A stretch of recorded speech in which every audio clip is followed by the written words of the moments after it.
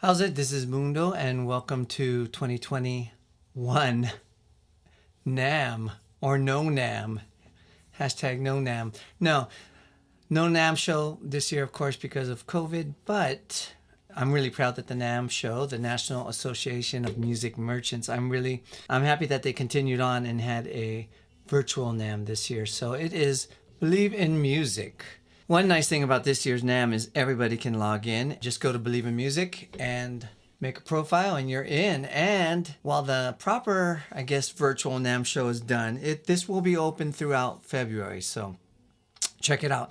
I'm going to show you what caught my eye. I'm going to also show you what interests me from a working guitarist perspective. And also, it's really cool. It's once a year you get to visit the community, your friends, the artistic community that you may know somebody from years ago that you only see them once a year at Namm. So once again, a lot of my friends work in different companies. So what I would do is I'd visit those companies, and I'm going to try to do the same on this video. So one thing that caught my eye this year is I'm a big fan of Mark Lettieri. Not only do I think he's original, but boy, he covers all bases, and he has tone. And he announced that he has a PRS guitar. This red one's his model. Might be called the Fiore. Here we go. This guitar, you'd be pretty interested to try. I like PRS guitars. I always have. It's just that in my hands, they do not sound good. I have never had a good sounding PRS in my hands. They sound great in everybody else's hands, but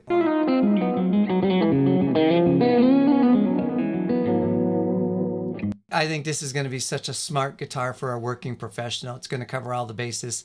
You can play a lot of genres with one guitar, which is what I'm always looking for. And it's kind of original. It's a PRS, and I'm going to keep my eye on this. This might be fun. This might be the PRS I can play someday. But that really caught my eye. All right, Ibanez, I wanted to show you something here. It took me a while to figure it out. They're owned by Hoshino. Boy, they seem to have a lot of momentum. A really big company with a lot of guitar signature brands, which is cool. Larry Basilio came out with the signature model this year. I'm a big fan of Sir. They're a great professional guitar, made very well. You get a lot of value for their pricing. I think Ibanez was kind of smart, and yeah, they're coming out with some good models, AZ models. I think they kind of ran with the Sir build theory. Upon playing them, I thought they were good, but they played to me like the premium Charvels. That's not a good or bad thing. I think they're really good guitars. This one really caught my eye. Ibanez in general came out with some AZ Tellys. This is the Josh Smith model, and it's pretty cool. What a player he is, and he knows tone. And I'm always looking for a Telly. I do have a Telly. It's more of a boutique Telly made by John Taggart. It just doesn't sound like a traditional twangy Telly. I'm very interested in that, and maybe it's a little more affordable. They came out with some other Telly lines. I wanted to see if I could find them. All right, so the AZ, and they always do numbers. I'm just going to call it the AZ Telly. For me, coming from a Strat world, that's cool, and I have access to the volume knob. That's what I wanted to show you. That's really neat. This will be under my list. I don't know when I'm going to get it, but it's someday I'll get a Sir Telly, an LSL Telly, or we'll check out this AZ Telly. I'll let you know. Sometimes you just need one because if you're in the studio and there's a producer, they listen with their eyes, and if they want a Telly sound, they want to see a Telly. Same thing I found with Les Pauls. Yeah, if I was visiting my friends, I'd go see Gil Vasquez, the master builder at ESP USA, and see what's happening there, and check it out. There's a new Eclipse demo by George Lynch. Pretty cool. ESP USA doing some really, really cool work in North Hollywood.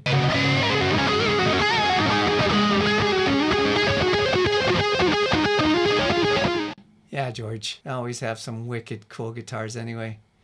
When you can go to Namm, make sure you go visit ESP just to get your eyes blown out. They're fantastic. Martin seems to be progressive, and they're just moving forward. What a great company. David Gilmour came out with the D35 guitar, and some of the proceeds go to his charity if you buy this guitar. I think that's real cool. And they're being planet conscious. This was kind of cool. These all happened maybe in real time when they were supposed to play, but you can still click on the event. I'm the boy you used to love when you were 15. Man, this is nice. Looks like a parlor guitar. Watch this. You can, like I said, you can go retroactively and check out all these concerts. I like that guitar, and I like this guitar. This lower bout over here seems super comfortable, and these guitars sound great. And what a beast he is.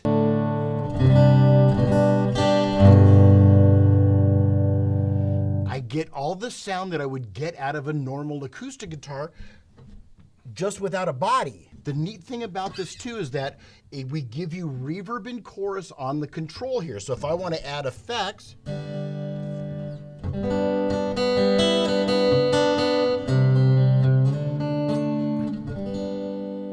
it comes right out of the guitar.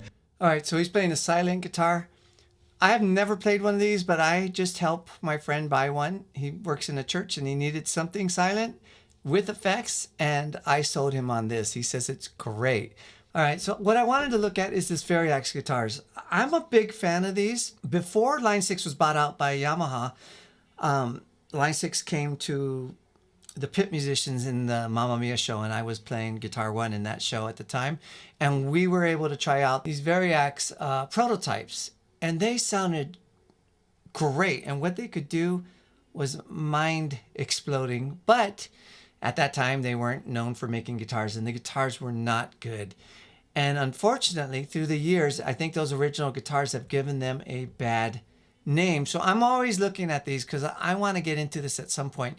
A bad name because some of them just haven't panned out. I've been on 3 gigs, 3 big gigs, and one was a famous musical director in New York. The subject got on about me possibly playing a banjo part and a couple 12-string parts, and then he just said loudly to everybody involved, and no Variaxes. So they got a bad name somewhere down the line, but they've expanded to these Shuriken Variaxes.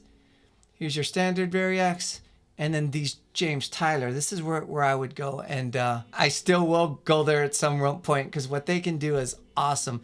You know, I could do a 12-string, I could do a different tuning, I could do a banjo, I could even model a 59 Les Paul or a Tele or a Dobro or a sitar. It's just a bummer when some of your big bosses don't want you to use this already because of the experience they've had with it.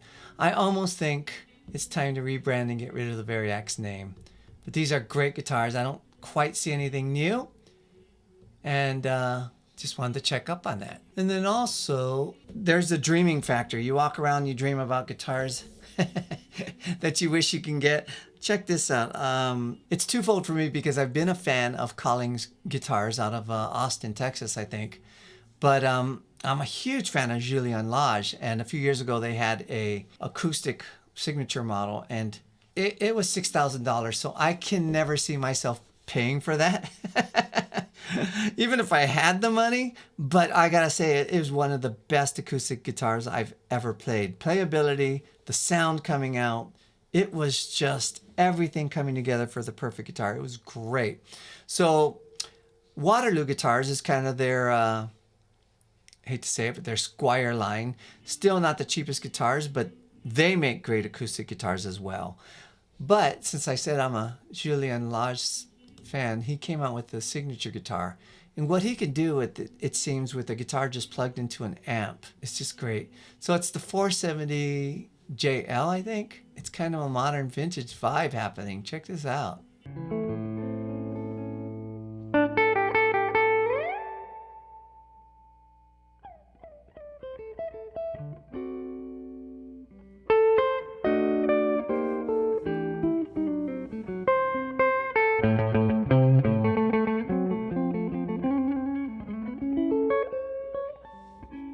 It's a pretty elegant guitar. That's pretty cool. I don't know what the price is, but I'm sure it's not cheap. But I can dream, right? That's awesome. Anyway, check out Believe in Music. It is the Namm 2021 portal into what's happening. Just start clicking buttons and go down that rabbit hole.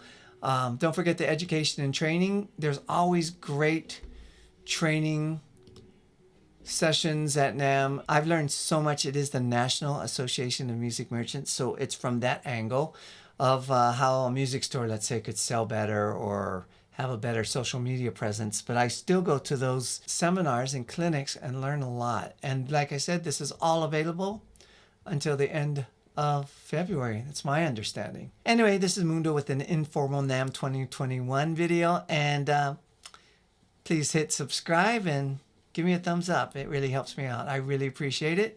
I got some new videos coming soon, and until next time, aloha. Yamaha.